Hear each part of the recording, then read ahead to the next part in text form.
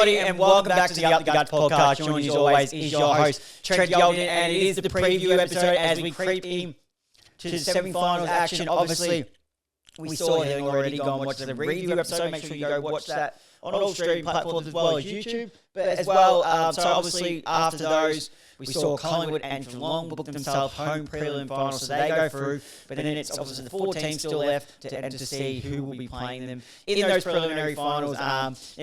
We'll go over, we'll review all that, what I think will happen, and also we'll just go over some news. Not much news being happened today, but we'll kick it off first with, first of all, Sam Draper. Obviously last night, or today it says, went into Essendon and requesting a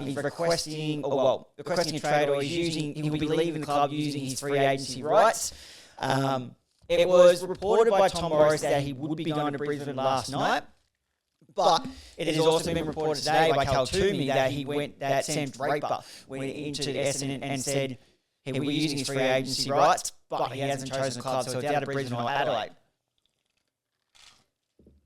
At the moment, as we stand, Brisbane are the front runners, and it is looking most likely that it will be Brisbane. Obviously, Big O is not in their favourites, best 22 at the moment, playing at VFL. I think there was even talks about him retiring because of the injury he just can't seem to get over, which would be disappointing for Big O, but has got a premiership on his belt. So he's 31. He's turned 31 this year. They're now opting to play Darcy Fort over him. Darcy Fort's a solid ruckman, but adding Sam Draper down there would be really good. Obviously, if he did go to Adelaide, Riley O'Brien did sign up, so it'll be interesting to see who they use. They'd probably use Riley O'Brien as the number one ruckman because Draper's a bit more flexible with what he can play. He can play a little bit of forward, like nothing extraordinary, but a little bit of forward. So they would look to use that. But it looks like Brisbane are the front runners at the moment. And, I think it would be a really good pickup. But what it also does, it leaves Essendon a bit dry in their ruck times. Obviously, I rate Nick Bryan as a ruckman, but he's not your X-Factor type of guy. He's just your tap ruckman. And Essendon have looked to not really use him as much. They got, is it Vigo Vicentini, or is that the Port Adelaide one? Well, they got Vicentini anyway. And then Blackison, sorry, is the way you say it, Blackison, who they're using as a key defender, but he's actually a ruckman. So they're their 3 ruckmen that they got at the moment. So could they possibly look to go for another ruckman? It'll be interesting to see there. In the other news, we'll just grab and see if there's any other news being said. Well, first of all, there's been a retirement in the last 41 minutes. Lockie O'Keefe, geez, what a soldier he's been. Obviously from Collingwood, 17 seasons, 119 games. I can't believe that he's even still playing. He just seems to keep getting extension on the contract. Obviously had that ban along with Josh Thomas when he was back at Collingwood for some Asada stuff. Breaking laws. I think it was 2 or 3 years that he had out of there, and he was no superstar, but he was your ultimate role player, swingman, and a goaler. You could play him key forward, you could play him key back, you could play him in the ruck. So that was. So he was originally drafted to the Magpies back in 2009, and he's actually 35, so he's done really, really well there. And as we go here, Demons also delisted 5 players. So along them is Marty Hoare. So we know he's played a fair few games. Father, son, Kynan Brown, Tom Fullerton, and Oliver Seston and Will Verrill, who both haven't played games at the moment. Kynan Brown did show some signs when he played at AFL. Well, nothing extraordinary, but he did play some okay footy. But Marty Hoare, obviously, injuries have really helped stretched his career if we have a look at his age. But he had that long injury break. If we had, so I haven't even updated his Wikipedia yet. That's how fresh it is. I just want to see how old he is. Where is he? 29. So, yeah. So, well done to them. Obviously, getting on an AFL list on any stretch is a really good achievement, but those are the ones they've let go. And there was something else I wanted to touch on. Tommy Campbell. There's another one signed a contract extension. The ultimate dirty man just keeps on going. Doesn't get games at AFL level. They seem to just keep signing him on. So obviously he signs back on at Melbourne there for coverage. I guess if Max Gawn does have an injury, they have him down there because he dominates at the VFL level. So there's another one. We have a look. So Giant Boos, Great Western Sydney. In the last 30 minutes. 30 minutes.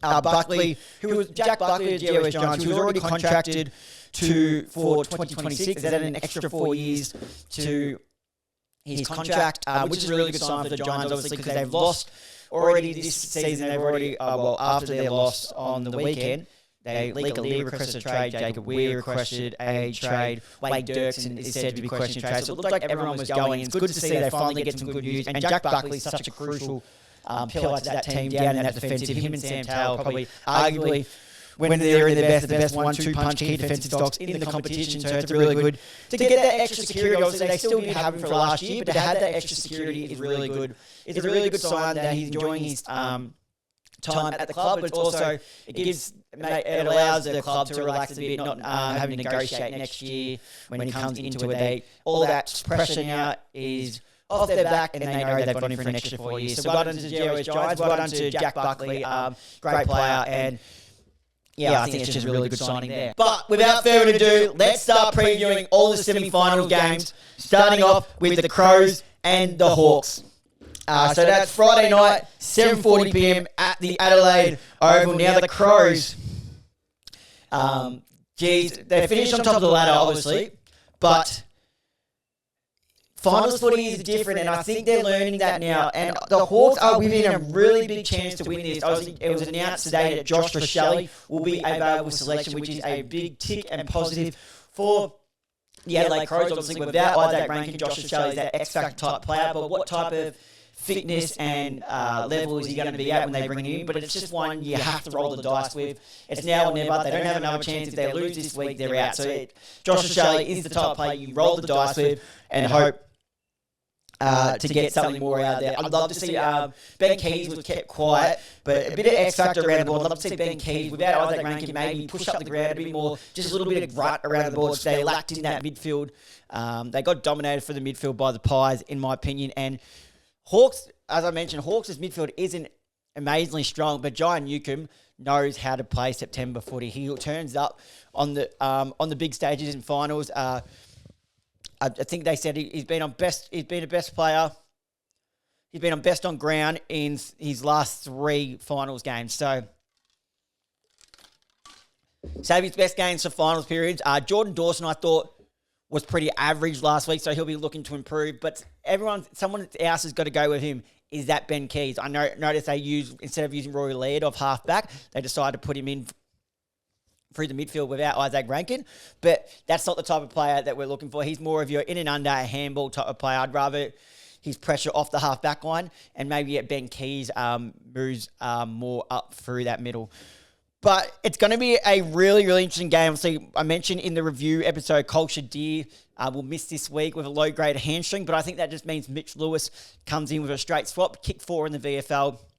So I think that will be just a straight swap. Other than that, I don't see much changes. I want to go through the Adelaide squad and see who I think Rochelle comes in for. If we have a look.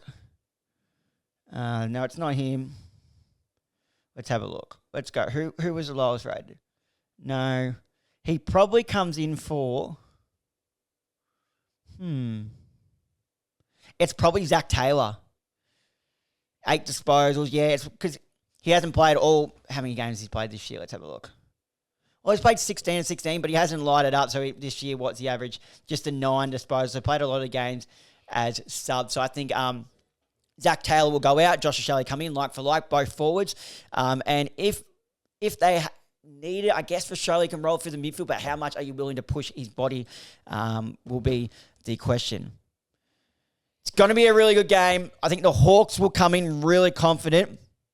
And they look scary. I'm actually going to back the Hawks at the Adelaide Oval. They're going to get the redemption story that they need at the Adelaide Oval after last year against Port Adelaide. Obviously, Ken Hinkley, James Sicily, Jack Ginnivan. But I think that this is the game they'll come in and go, we know what happened here last year in this game. Now it's our chance to right our wrongs. And Sam Mitchell will be drilling that into him. There is no doubt about that. I'm going to be backing the Hawks here. I'm going to say by 3 goals in this one. Then we move over to Saturday, 7:35 p.m. I'm excited for this, and I think a lot of people are too. It is the Q Clash in semi-final footy action. The first time we've ever seen this. Obviously, Gold Coast Suns' first time in finals. The Q Clash is such a great rivalry because they generally don't like each other. There's just two people come to mind when you think of hatred between the two teams.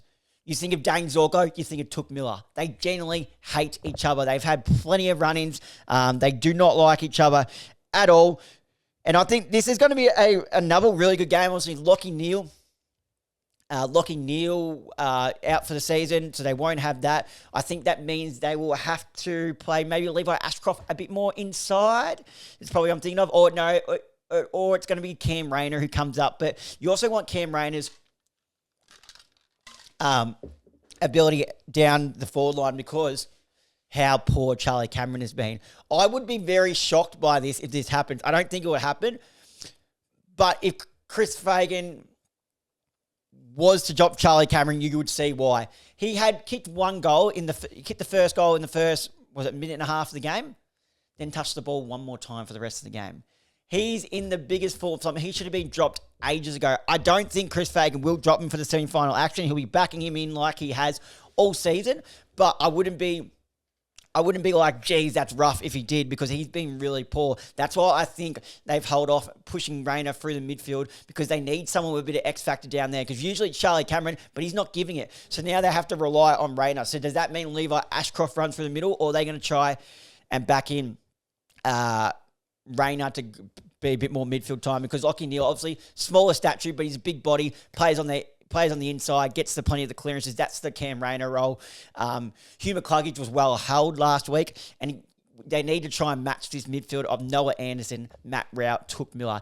Absolutely phenomenal that. And let's not forget their running half-backs, Daniel Rioli, John Noble, Mac Andrew down there in the back line, Sam Collins, Will Power. They've got stars everywhere. Bodie Hewland on the wing or in defence as a lockdown role. Whatever role he needs to do, he does it. And then the forward line of Ben King just kicks goals for fun. Jai Farrell, I think, has been a good inclusion after taking Jed Walter's role, because he's no superstar, Jai Farrell, but what he does that Jed Walter doesn't, he applies forward half pressure, and that brings him opportunities to kick goals. He's kicked goals, I believe, in every game he's played. Did he kick one last week? Let me just have a look. Because I know in his first game, in round 22, first game in, he kicked 3, and that's why they just continue to keep playing him, because he just consistently has been hitting the scoreboard, just your 1s and your 2s. Yeah, so he kicked 1 from 9 disposals, just continuously tries hard there. I think this is also going to be a really good game, and I don't know who I want to go. Who do I want to go? You know what? I'm going to back the fairy tale here and back the Gold Coast Suns in. This might be the roughie of it, but without more if I think about it, I want to take Brisbane Lions. This is a tough one. No, I'm going to go with the Gold Coast Suns purely for the toughness of Noah Anderson, Matt Rout, Touk Miller will hold them over the line, and I think Brisbane Lions will struggle to kick a score against that defence, whereas Gold Coast Suns are more freely kicking. They can kick goals through Ben Long. They can kick goals through Ben King. Bailey Humphrey had an unbelievable second quarter last week, kicking 3 goals. Who else have you got down there? A couple have slipped my mind. I mentioned Jai Farrell. Ethan Reid usually pops up for a goal or so. Noah Anderson is a goal-kicking midfielder. Connor Butterick kicked 2 goals last week. Who else have we got here? Dace Fuller will play, in my opinion. But yes, Noah Anderson, goal-kicking midfielder, kicked the 2 behinds last week. But normally in the goal kicking midfield. So for that fact, I'm going to be going with continuing the fairy tale ride and going with the Gold Coast Suns. Let me know in the comments who you guys will be tipping. I may even put a poll up on the Instagram story, so keep your eyes open for that. That's going to do the preview episode for this week, guys. Thank you guys for listening. If you're watching this on YouTube and you did enjoy this, please make sure to leave a like and comment. Hit that subscribe button and turn on notification bell so you're notified whenever we upload. If you're listening to this via Spotify or Apple Podcasts, make sure to leave a like and comment. Hit that follow button. Turn the notification bell on so you're notified whenever we upload. Share this off to a mate. And if you did enjoy this, guys, please make sure to leave a 5-star rating, as that is what help pushes the show out there. Thank you guys for listening, and until next time, I'll see you guys then.